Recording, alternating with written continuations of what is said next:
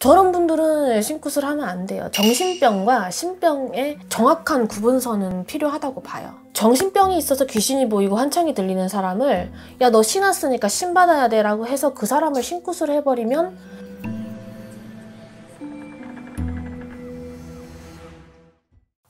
요즘에 이런 분들이 많아지셨죠? 많아요. 특히 코로나 요거 시국이 되면서 더 많아졌어. 또 있겠지만 또 무속적으로 보는 영향도 있을까요? 무속적으로 영향도 있을 수 있어요. 지금 같은 경우는. 왜냐면 너무 많아질까요? 개발을 많이 해버렸잖아. 산이고 물이고 이런 데 개발을 다 해버리면서 신이 다 떠버렸잖아요. 그러면 어디에 내려앉겠어? 그 많은 신들이. 자손들한테 내려앉고 사람한테 내려앉겠죠. 그러니까 다 저렇게 돼버리는 거지. 산을 다 개발하고 다 도로가 나고 이렇게 돼버리니까. 이분이 그러면 내가 현대의학적으로 보면 우울증. 현대의학으로 보면 우울증 그냥 환청. 깊게 따지면 불안증, 강박 뭐 이런 정도로 할 수 있을 거고, 이제 무속적으로 봤을 때는 조상에 감겼다. 우리가 이렇게 표현하잖아요. 그렇게 감긴 부분으로도 볼 수 있을 것 같아요. 그래서 뭐 요즘 세상에 저런 분들이 많아지고, 특히 애들 같은 경우도 정신적인 문제 있는 애기들도 많잖아요. 이분도 나이가 엄청 어리잖아요. 그러니까 어리니까. 근데 그게 어릴 때부터 지속되어 왔던 것 같아요. 그래서 그런 부분들이 뭐 제가 생각하는 것뿐만 아니라 다른 선생님들이랑 대화를 해볼 때도 저희가 공통적으로 느끼는 게, 개발을 너무 많이 했다. 나라 지형 자체를 옛날 같은 경우처럼 산이고 뭐고 이런 데를 다 개발을 해놓고, 솔직한 말로 무속인들이 옛날처럼 기도를 많이 할 수 있는 그런 공간들도 사라졌어요. 그러면 거기서 뜬 신들이 다 어디로 가겠냐 이거지. 다 사람한테 내려앉겠죠. 그러다 보니까 그런 게 더 심해진 부분도 있고, 어떤 분들은 그런 걸 말해요. 뭐 옛날에는 다 집에서 박수치고 신굿 안 하고 무불통신으로 이렇게 했는데 요즘은 왜 다 신굿을, 신내림굿이라는 걸 하느냐. 근데 이거를 제가 저희 어머니한테 여쭤봤었어요. 근데 저희 어머니가 뭐라고 말씀하셨냐면은, 옛날에 이렇게 개발이 안 되고 이런 시대에는 집안에 장독간에도 신이 있었고 앞에는 바로 산이 보이고 물이 이러니까 신들의 천국이었지. 그러니까 집에서도 그냥 신굿 삼산돌 필요도 없었다 이거지. 옛날에는 박수치면 그냥 신내림이었다 이거지.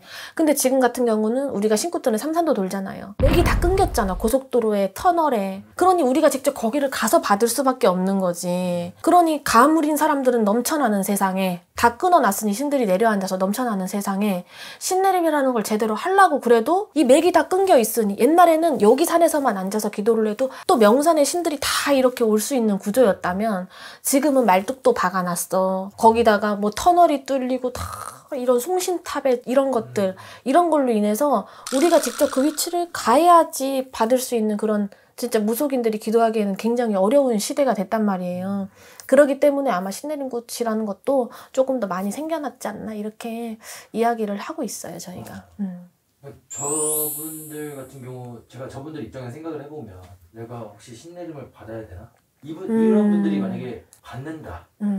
그러면 좀 문제가 많이 되는 거죠.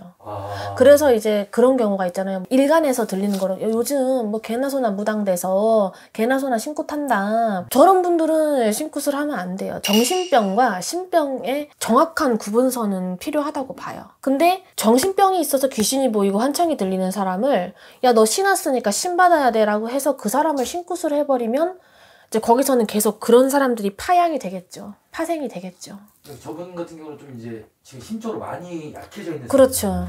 그러니까 우리가 흔히 말하는 멘붕의 상태, 멘붕. 멘탈이 붕괴되고 자기의 기가 없이 조금 어느 정도 점령되어 가는 단계. 이렇게 볼 수 있을 것 같아요. 그래서 선생님께서 이제 부적을 부적을 내려도 임시처방으로. 임시처방으로. 왜냐면 저분은 사실은 저런 분들은 어느 정도의 퇴마가 필요하기는 하지만 여건적으로 그렇게 할 수 있는 상황이 아니시기 때문에 일단은 부적의 기운을 조금 빌어보는 방식을 쓰고, 또 한 가지는 아까 저랑 약속을 했어요. 내가 부적을 무료로 해주는 대신에 너가 약속을 지켜줘야 될 게 있다라고 하니까 지키겠대요. 그래서 의지가 하나도 없는 사람이 그래도 그거 지키겠다고 말을 하는 거야. 내면 속에 감춰진 간절함은 있겠죠. 그래서 운동을 해야 된다. 왜냐면 그게 있어요. 비기가 걸리신 분들은 자기 기운이 많이 이렇게 흐려져 있거든요. 내 기운을 찾아야 돼요. 근데 우리가 상식적으로 기운이 좋아지려면 뭘 해야 돼요? 운동을 해야 되고 밥을 잘 먹어야 되는 거는 기본 상식이에요. 그래서 운동을 네가 이렇게 무기력하더라도 10분이 됐든 30분이 됐더라도 열심히 해라. 그리고 정신과 치료를 병행을 해야 돼요. 우울증이 필요한 경우에 약을 먹고 조절도 해야 되고, 왜냐면 약을 먹다가 갑자기 끊어버리는 경우에는 더 이렇게 병이 심해지고 잘못하면 급격한 자살 충동이나 이런 게 올 수 있기 때문에 약을 먹으면서 서서히 약을 줄여가야 되는 거고, 부적의 기운으로 영적인 부분을 막아주고 본인 스스로가 운동을 해서 자기 기를 높이고, 이게 병행이 되면 아주 심각한 테마 구세의 형태로 안 가더라도 어느 정도 인간의 극복 의지를 바라볼 수 있는 정도는 될 것 같아서 일단 그 방법을 해보자, 이렇게 지금 이야기를 한 상태예요. 감사합니다, 선생님. 네. 또 한 분 지금 아직 뭐 살았 때까지는 아니죠. 그렇죠. 지금 당장 방금 전이었으니까. 그러니까 이제 앞으로 이제 그렇게 한번 좀 바꿔 드려 봐야지, 방법이 되는 대로는. 저 사연자분도 진짜 의지를 강하게 갖고.